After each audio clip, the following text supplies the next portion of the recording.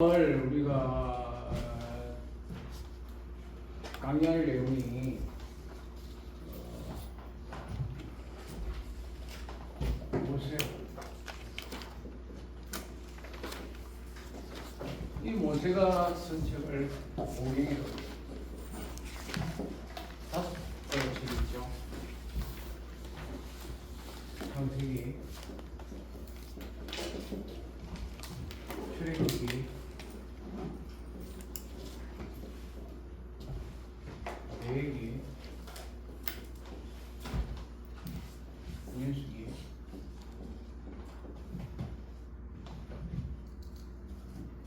신명기.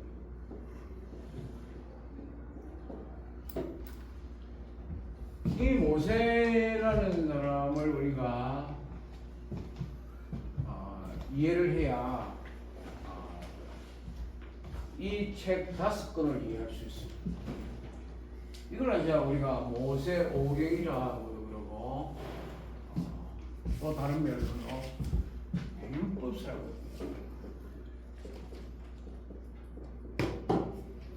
이 구약을 율법서, 예언서, 성문서 이렇게 나눕니다. 이 모세 오경이 구약의 가장 기본되는 5가지 책이에요. 나머지 뭐 이렇게 예언서라든지 그다음에 성문서는 그게 어떻게 보면 이 모세 오경에 대해서 백성들에게 어떻게 살아야 할 것인가에 대해서 이건 이제 그들의 삶에 대해서 고백하는 거예요. 그러니까 어떻게 보면 가장 엑기스는 이 책이 기본. 우리가 이 세상에 살아가는 게 뭐가 있어요? 법이 있죠. 법이. 우리가 이 세상은 다 법이 있어요. 법칙이 있어요. 법대로. 오늘 이제 보니까 차가 막 주차할 공간에 줄 정도로 차들이 많이 됐어요. 그것도 질서가 있어야 돼요. 아무데나 차를 세워놓으면 뭐 이게 혼란이 오겠죠. 또 그리고 장애인석은 아무리 차가 될 데가 없더라도 내가 장애인이 아니면은 장애인석에 차를 대면 안 돼요. 누가 신고하면 10만 원 가처리 내야 돼요. 누가 이렇게 찍어가지고 신고하면 10만 원 가처리 내야 되니까. 지금 가보면 2자리가 비어 있더라고. 내가 된 저 밑에 주차장에다가 전에는 요 위에 주차장을 했는데 이 축제하면서 위에 딱 막아놓으니까 이거 들어오면 안 되겠지. 내 전에 됐으니까 나 되겠다고 가지고 이렇게 라인을 선을 넘어서 내가 들어오면 안 되겠죠. 질서를 법을 어기는 거잖아요. 축제 기간에는 법이 있어. 그 라인에 줄 치면은 못 가게 해놓으면 그 축제 기간만 내가 불편하더라도 그 법을 지키는 것이 공정해야 됩니다. 이 모세 오경은 이스라엘 백성들이 어떻게 살아야 할 것인가에 대한 그 아주 기본적인 그런 내용이 있습니다. 그러면 우리가 창세기에서 우리가 복습하는 의미로서 한번 봅시다. 창세기 가장 중요한 그 인물의 세계를 들으면 아담이 오는 거예요. 그 다음에 노아가 있고요. 아브라함이 있어요.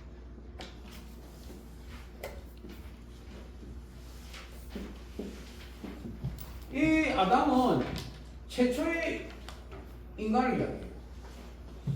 그걸 누가 이야기하는 거예요? 모세가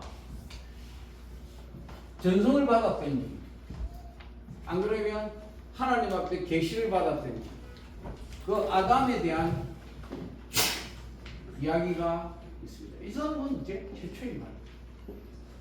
최초의 인간이면서 최초의 죄인이야. 죄를 지은 사람이야. 그래서 어떻게 돼요, 이 사람은? 하나님이 만드신 그 동산에서 쫓겨납니다. 여러분, 우리가 이 학교라는 공간이 있는데 이 학교라는 공간에는 질서를 지키지 않고 법을 어기고 이러면 어떻게 됩니까? 징계를 주겠죠. 심하면 어떻게 해요? 퇴학을 시켜버려요. 퇴학을 시켜버려요. 이 학교 공동체를 이렇게 깨트리고 질서를 어지럽게 한 사람은 퇴학을 시켜버려요. 학교를 못 들어오게 해요. 학교에서 제명을 시켜요. 아담이 하나님이 만든 그 에덴 동산의 그 선악과를 알게 하는 나무를 먹지 말라고 했는데 그걸 어기면서 어떻게 해요? 그 에덴 동산에서 쫓겨나요. 최초의 인간이 최초의 죄인이 되어서 하나님이 만드신 그 파라다이스에서 쫓겨나는 거예요. 그렇게 좋은 곳에서 쫓겨나요.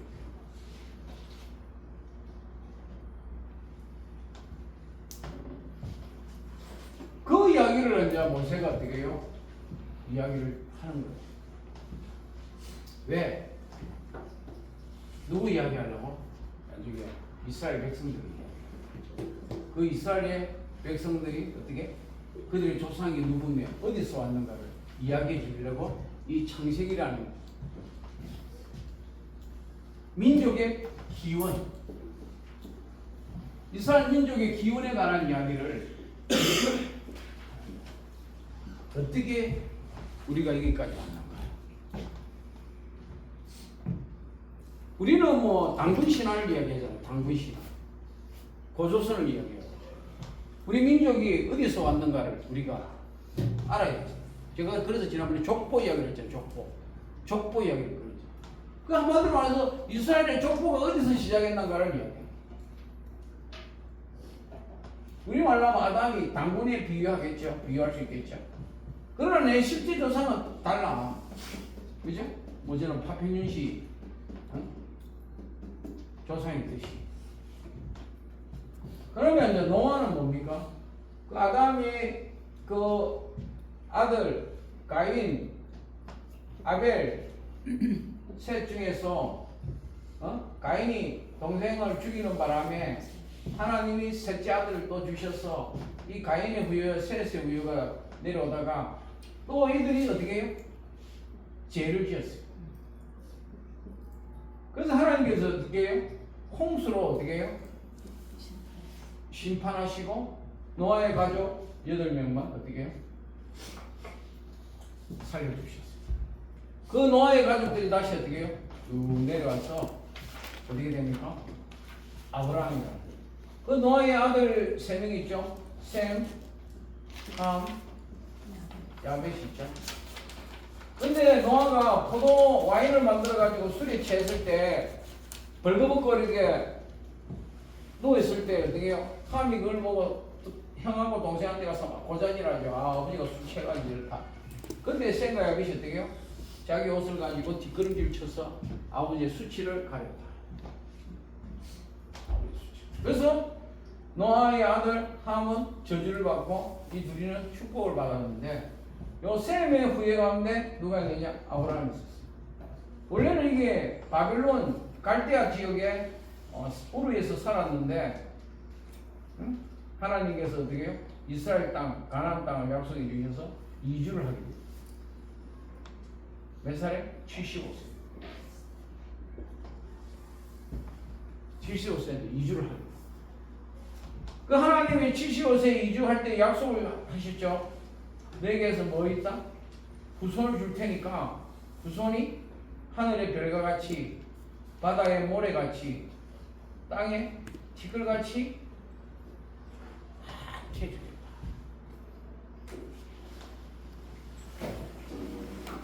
여러분 그런 축복의 약속을 받았는데 10년이 지나도 없으니까 자기 부인이 어떻게 해요?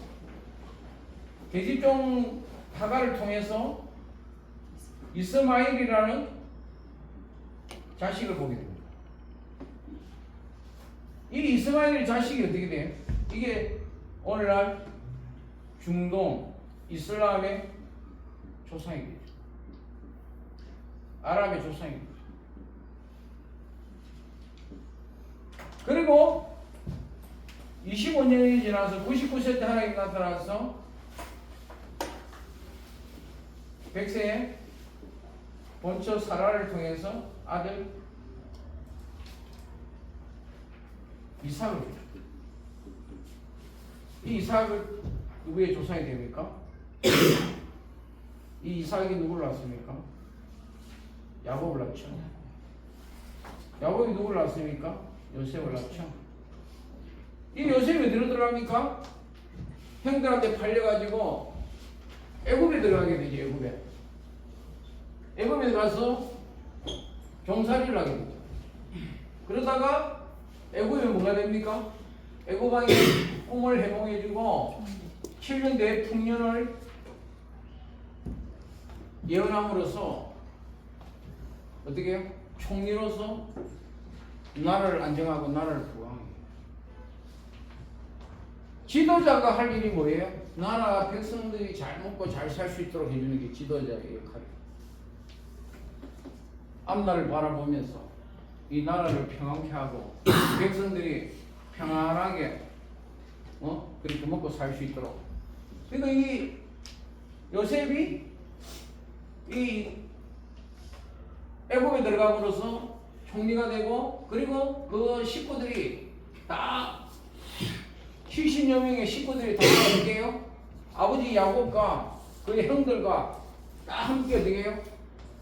애굽에 들어가서 살게 되죠. 이게 바로 이스라엘 백성들이 왜 애굽에 가서 살게 되는지, 그들이 종살이하게 되는지, 그들이 왜 출애굽을 하지 않을 수 없는지에 대한 이야기가 전개되는 거예요. 애굽에 총리로 있을 때는 그 가족들이 엄청난 대접을 받고 살았어요. 근데 세월이 지나면서 이 요셉을 모르는 애굽의 왕이 한 400년 정도 지나니까 이스라엘 백성들이 들어올 때는 한 70명 들어왔는데 지금 몇만 성인 남자만 60만 명이고 그 가족들까지 하면 240만 명이에요. 그러니까 왕이 두려운 거야. 저렇게 많은 사람들이 이렇게 늘어나니까 이게 나중에 우리에게 어떤 영향을 미칠까? 우리가 지금 이민 정책을 많이 쓰잖아요. 인구가 없으니까. 근데 이민 정책에 대해서 다 100% 좋은 것만 있는 거예요.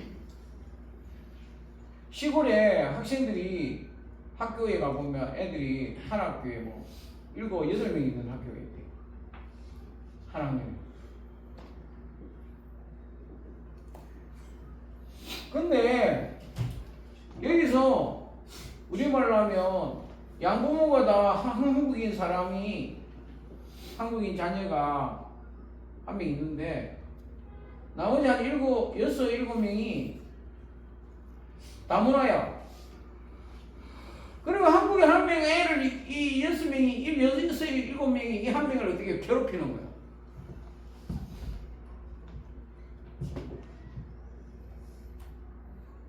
그 어떻게 보면 죽이기 전도가 됐겠죠. 아니 한국인데 한국에 다문화 애들한테 도리어 괴롭힘을 당하는 거야. 우리가 생각할 때는 한국 애가 다문화 애를 괴롭히는 게 정상이라 생각할 수 있는데 그렇게 해서도 안 되겠지만 상식적으로는. 근데 다문화가 많이 생기고 그러다 보니까 이런 역질 현상이 나듯이 당시 한 400년 지난 후에 애국왕이 볼 때 요셉이 왜 여기 들어와서 이스라엘 백성들이 이렇게 숫자가 늘어나도록 자리를 잡았는지에서 근원을 모르는 이 애국왕은 위기를 느끼는 거예요. 위기. 이스라엘 백성들이 자녀들을 많이 놓는 걸 위기를 느낀다. 숫자가 많이 늘어나는 걸 위기를 느낀다. 그래서 어떻게 합니까? 산하 제한 정책을 쓰고 산하 제한 정책. 숫자를 줄여야 되겠다. 그래서 산하 제한 정책을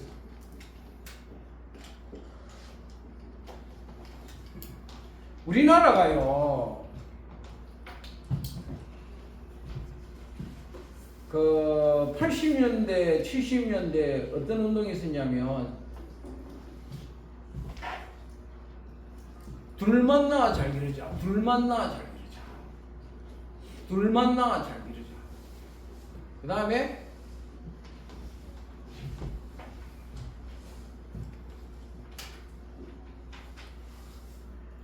뭐 또 나중에는 그래요.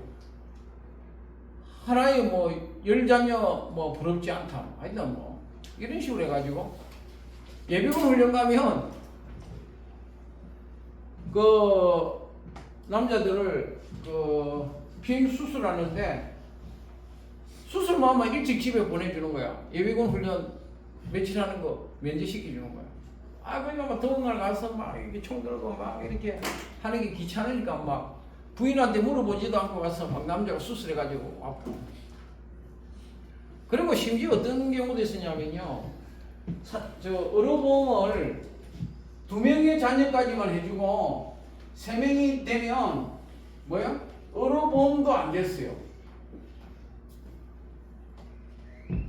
그러면 이 애는 뭐야? 대한민국 국민이 아니야. 셋째 애는 대한민국 국민이 아니라니까.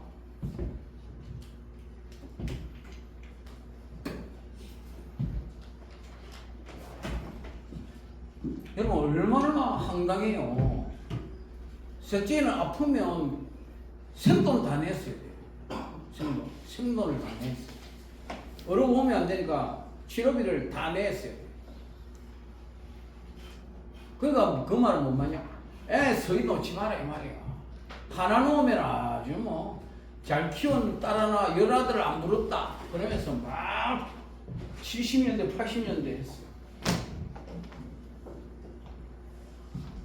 근데 이게 언제 바뀌느냐면요 2004년도가 되면요 바뀝니다. 어떻게 바뀌느냐? 셋째를 낳으라고 봐. 셋째 자녀를 가지라는 거예요. 셋째 자녀를 가지라. 어머니 7, 80년 되면도 셋째 자녀는 의료보험도 안 되고 두 명만 의료보험 넣고 공무원이 만약에 애 서인을 넣으면 불려가가지고 막 공무원이 돼서 정부 시책에 안 따르고 애를 서인 낳았다고 막 여러분이 뭐 아버지 같으면 막 붙잡혀 가가지고 막 혼이 나고 심할서 쓰고 막 이래야 됐어. 근데 우리 아들이 막내가 2004년생이거든요. 막내가. 근데 우리 아들이 3월 5일이에요. 이때부터 뭐가 생기느냐? 셋째 자녀가 나면 보육비가 나와. 애를 키울 수 있도록 지원이 나왔어요. 지원이. 의료보험 생겨봐요. 한 20, 30년 전 한 세대 한만 해도 셋째 자녀가 나면 의료보험도 안 들고 막 그냥 애를 지우라 그러고 막 셋째 놓으면 애를 뱃속에 있는 것도 지우라 그러고 이런 시대인데 제가 막내를 셋째를 2004년도에 낳았는데 3월 달에 낳았는데 이때부터 정부에서 뭐 한 달에 한 10만 원이나 15만 원인가 나왔어요. 그 유치원 가면은 공짜예요. 유치원 가면 공짜, 무료 교육입니다.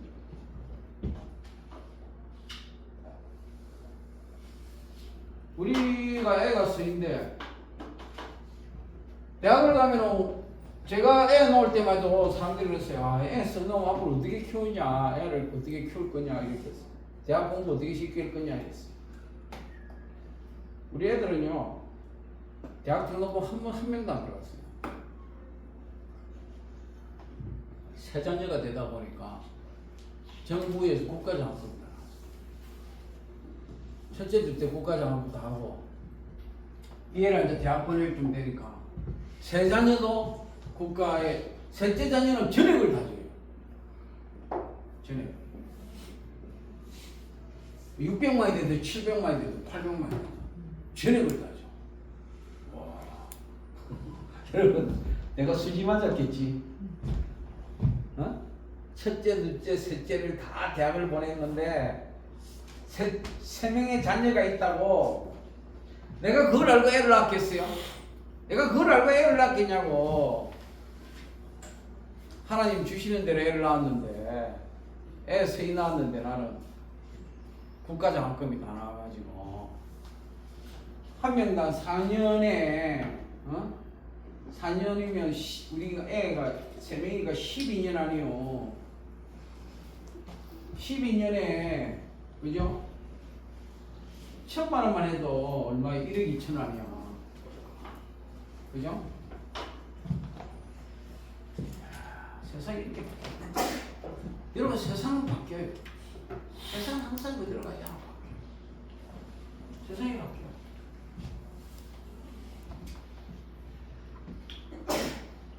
여러분 그런데 이 애굽의 왕은 아니 갑자기 막 이스라엘 사람들이 막 늘어나니까 애굽의 위기를 느끼는 게 이 사람들은 지혜로울 뿐 아니라 일도 잘하고 어마어마하게 능력 있는 사람들. 그래서 어떻게 해요? 산하지 않은 정책을 쓰기 시작하니까 산파들 있죠. 산파들 애 놓는 도와주는 산파가 있어요. 그 산파들에게 뭐라고 지시를 하냐면 가서 보고 아들이 나면 그 자리에서 죽이라. 그 자리에서 이게 너무 보면 바로 그 자리에서 죽이라.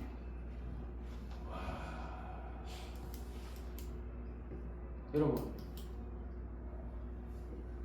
사람이 사람을 죽인다는 게 여러분 애도 살인이야. 애를 죽이는 것도 살인이야. 여러분 사람을 죽인다는 거는 내가 옛날에는 닭도 잡고 막 이랬어요. 닭 잡는데 닭을 이렇게 발을 묶어가지고 날개를 묶고 이렇게 해가지고 칼 갖고 이제 목을 쳐가지고 피가 빠지도록 이렇게 들어가는. 야 이제는 내가 그거 못하겠어. 그것도 기분이 별로 안 좋아. 마음이 별로 안 좋아. 그래서 어떤 사람들은 그런 주장하잖아요. 짐승을 잡아먹지 말고 인공육을 먹자 이래가지고 그 가금육 그런 거 잡아먹지 말고 그것도 살생이다 막 이래가지고 운동하는 사람들도 있잖아요.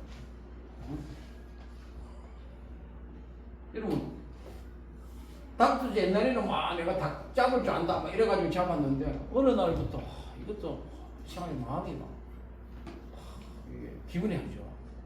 그 먹어도 먹는 것 같지 않아. 여러분 요즘 우리 아버지 세대에도 집에서 개 키우던 거 막 잡아먹고 했거든. 요즘은요 동물병원에 가보면요 개를 막 데려와가지고 얼마나 정성을 다해서 키우는지 몰라. 자녀들 키우는 것보다 더 키워. 그만큼 사람들이 세상에 바뀌는 거예요. 이 산하제한을 통해서 이때 누가 태어나게 되느냐면 모세가 태어나게 돼요. 모세가 태어나가지고 딱 있는데 산파가 왔어. 딱 보니까 모세가 너무 잘생긴 거야. 이거 진짜 마음이 하나님이 그들의 마음에 긍휼함을 주셨어. 나는 이 있으면 못하겠다. 이 애는 도저히 죽일 수 없다. 그래가지고 막 산파들이